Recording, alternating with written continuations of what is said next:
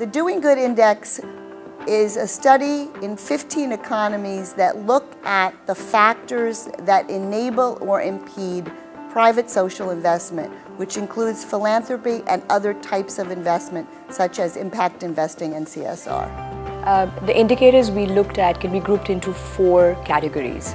We looked at the regulatory framework that allows social delivery organizations to establish and flourish.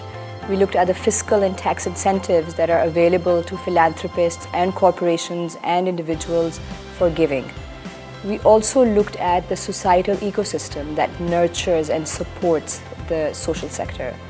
And we looked at procurement, which is a way that the government can signal its support for and its faith in the competence of social delivery organizations. Asia is the most economically dynamic region in the world. And there is great wealth being created here, and there's a growing middle class in many Asian economies. But there's still extraordinary need. So we think that philanthropy and other kinds of private social investment can help to address those issues and really provide risk capital in innovative ways to come up with solutions that are exciting and make a difference.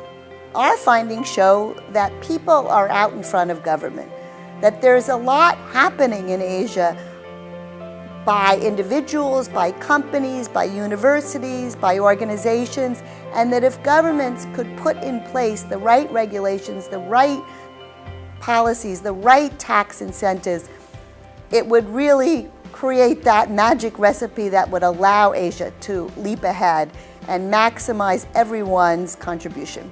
I'm looking forward to seeing how Malaysia and the rest of ASEAN stack up because overall we know that Asia doesn't do enough.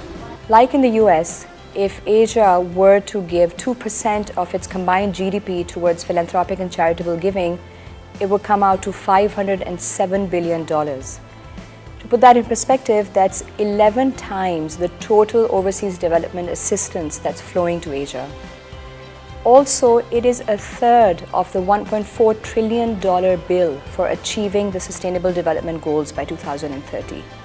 I'm very excited about the Doing Good Index because it's important for philanthropists to understand the regulatory and taxation environment in which they're working or in which they could work.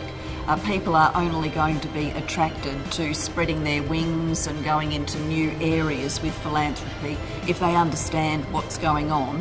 And something like the Doing Good Index is just a really clever snapshot way of giving philanthropists an understanding of what's happening in so many different parts of the world.